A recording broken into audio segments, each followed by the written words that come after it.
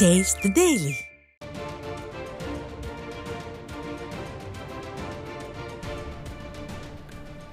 அண்மை செய்தியை பார்த்து கொண்டிருக்கிறோம்.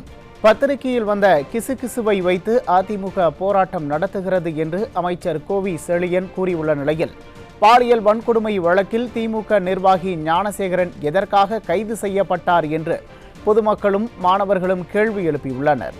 இது பற்றிய கூடுதல் விவரங்களை தலைமை செய்தியாளர் ஜெயக்குமார் வழங்க கேட்கலாம். வணக்கம் ஜெயக்குமார், விவரங்களை பதிவு செய்யலாம். வணக்கம் உமேஷ். சென்னை அண்ணா பல்கலைக்கழகத்திலே 2ஆம் ஆண்டு படிக்கக்கூடிய மாணவி ஒருவரை திமுக நிர்வாகி காமுகன் பாலியல் பலாத்காரம் செய்யப்பட்ட வழக்கில் கைது செய்யப்பட்டிருக்கிறார். இதையெல்லாம் உணராமல் தவற்றை தட்டி கழிக்கக்கூடிய விதமாக மாணவியினுடைய துயரத்திற்கு மேலும் துயரம் சேர்ப்பது போல திமுக அமைச்சர் கோவி செழியனுடைய அறிக்கை ஒன்று வெளியாகி இருக்கிறது. மாணவியினுடைய வேதனை துயரம் எல்லாம் இவருக்கு கிசுகிசு போல தெரிவது போல அந்த அறிக்கையிலே அவர் வெளியிட்டிருக்கிறார். மாணவனுடைய பாலியல் வன்கொடுமை என்பது கிசுகிசு பார்த்து அதிமுக ஆர்ப்பாட்டம் செய்வதாக அவர் தெரிவித்திருப்பது வெந்த புண்ணில் வேலை பாய்ச்சுவதாக இருக்கிறது.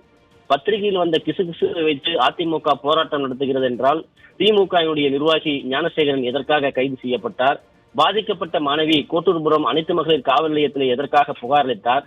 அவருடைய புகாரினுடைய அடிப்படையில் எதற்காக சென்னை மாநகர காவல்துறை வழக்கு பதிவு செய்திருக்கிறது?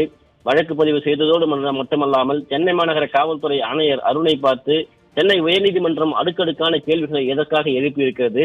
திமுக அரசு பல்வேறு கேள்விகளை ஏன் திமுக அரசை பார்த்து சென்னை உயர்நீதிமன்றம் கேட்டிருக்கிறது? இன்றைக்கு அண்ணா பல்கலைக்கழகத்திலே தேசிய மகளிர் ஆணையத்துடைய உறுப்பினர்களாக இருக்கக்கூடிய மம்தா குமாரி, பிரகாஷ் சிவானிதே ஆகியோர் எதற்காக விசாரணை நடத்தி கொண்டிருக்கிறார்?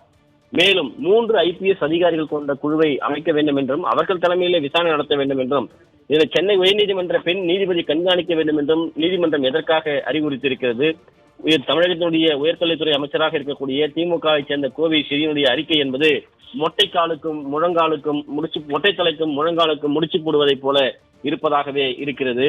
குறிப்பாக இந்த அறிக்கை என்பது அதிமுகவுடைய போராட்டத்தை கண்டு வெகுண்டிருந்து அதனை பொறுத்து கொள்ள முடியாத ஒரு உளறல் தனமாகவே இந்த அறிக்கை என்பது இருக்கிறது. குறிப்பாக கோவி செழியன் என்பவர் ஏற்கனவே இந்த புகார் வந்த பிறகு, புகார் அளிக்கப்பட்ட பிறகு தொடர்ந்து அந்த புகாருக்கு முற்றுப்புள்ளி வைக்கும் விதமாக அந்த புகாருக்கு எதிராகவே பல்வேறு கருத்துக்களை வழங்கி வருகிறார். அப்படி யாரும் செய்யவில்லை என்கிறார். திமுக நிர்வாகி இல்லை என்கிறார். தற்போது பாதிக்கப்பட்ட பெண் வேதனையோடு அவர் பல்வேறு நிலைகளில் சிகிச்சை பெற்று வரக்கூடிய நிலையிலே இது கிசுகிசினுடைய அடிப்படையிலே அதிமுக போராட்டம் நடத்துகிறது என்ற இவரது பேச்சு என்பது ஆணவத்தினுடைய உச்சமாக இருக்கிறது.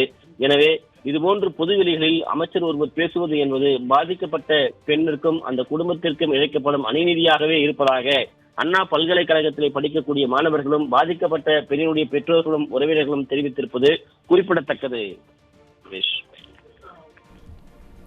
விவரங்களுக்கு நன்றி ஜெயக்குமார்.